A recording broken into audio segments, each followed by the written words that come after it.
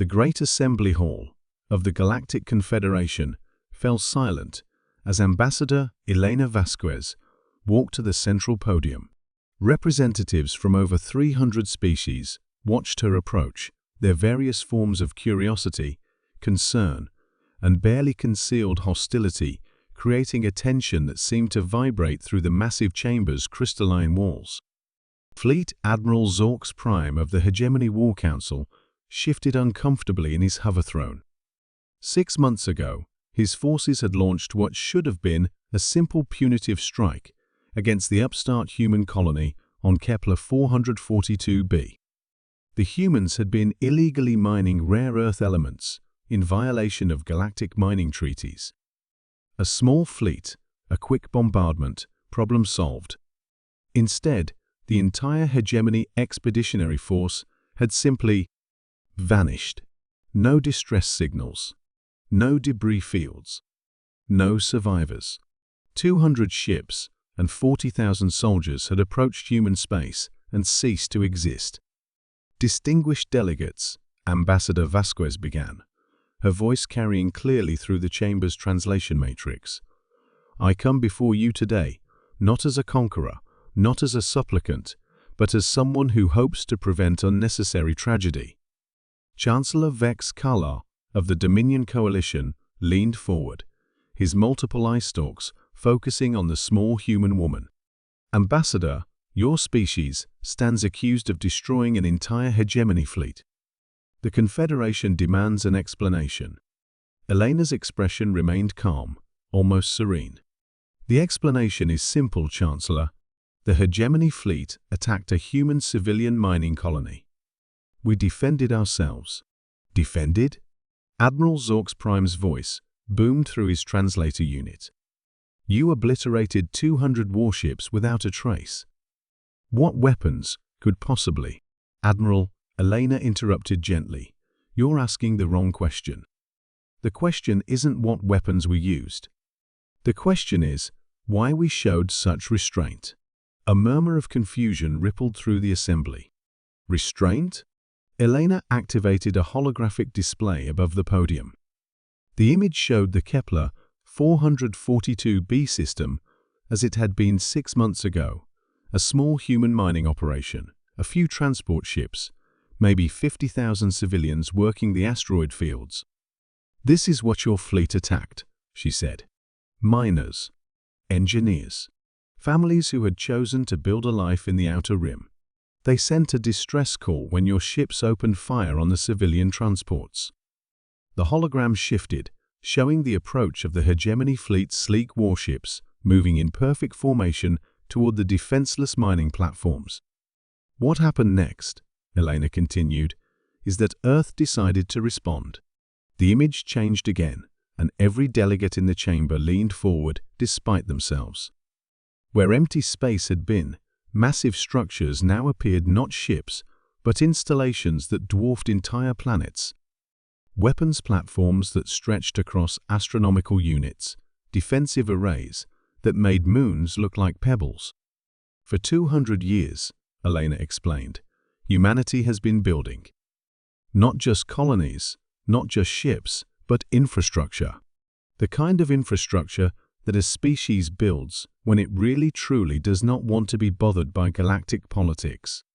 Admiral Orcs Prime's translator stuttered as he tried to speak. Those installations. They weren't there when we scouted the system. Of course they weren't, Elena smiled. They were cloaked, hidden in dimensional folds, tucked away in pocket universes, waiting for the day someone would be foolish enough to attack human civilians. The hologram zoomed in on one of the installations. The scale was incomprehensible structures that could have housed entire civilizations, bristling with technology that seemed to bend space and time around itself. The thing about humans, Elena continued, is that we learn from history. We know what happens when peaceful species encounter aggressive neighbors. We know what happens when you trust that diplomacy alone will protect your people. She gestured, and the hologram showed the moment of the Hegemony fleet's destruction. Not explosions or laser blasts, but something far more terrifying, the ships simply stopped existing, erased from reality by weapons that operated on principles the assembled delegates couldn't begin to comprehend. "So we prepared," Elena said. "We built defenses that could protect not just our worlds, but our people wherever they might be. And we built them with one simple principle in mind: never again." Chancellor Vex Kaller's voice was barely above a whisper. "How many installations?" "Thousands," Elena replied matter-of-factly. "In every system where humans live or work. All connected, all automated, all programmed with the same basic instruction: protect human civilians at any cost." The chamber erupted in panicked chatter as the implications sank in. If humans had military installations throughout known space, installations that could destroy entire fleets without warning. "This is exactly why we're here today," Elena said, her voice cutting through the noise. "Because we don't want to use these defenses again. We don't want to erase anyone else from existence. We want to live in peace." She paused, letting that sink in before continuing. "But understand this: we will not allow our people to be attacked. We will not tolerate aggression against human civilians. And we will not warn anyone twice." Ambassador Elena reached into her diplomatic pouch and withdrew a small device. When she activated it, holographic markers appeared throughout the galactic map behind her thousands of red dots, indicating the locations of human defensive installations. "Every species represented in this chamber now knows where our defenses are located," she said. "You know what they're capable of. You know that they respond automatically to threats against human life." She looked directly at Admiral Zorx Prime. "You also know that these installations could have destroyed your fleet the moment it entered human space, but they waited. They waited until your ships opened fire on civilians. They gave you every opportunity to change course." The Admiral's massive form seemed to shrink in his hover throne. "That was your warning," Elena continued. "The destruction of your fleet was not an act of aggression. It was a demonstration of restraint. We could have destroyed your homeworld. We could have erased the hegemony from existence. Instead, we eliminated only the threat." She turned to address the entire assembly. "This is our final communication on this matter.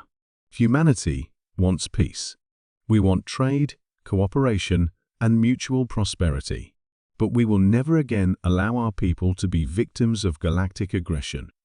Elena deactivated the holographic display and gathered her materials. "Attack human civilians again, and you won't get a warning. You won't get a demonstration. You'll simply cease to exist, along with everything you've ever built." She paused at the podium's edge.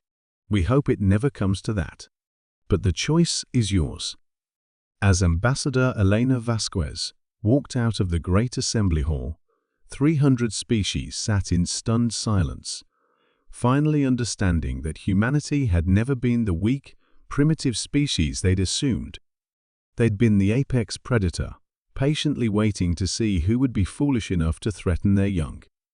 The vote to formally recognize human territorial sovereignty was unanimous. No one wanted to find out what happened to species that ignored Earth's last warning.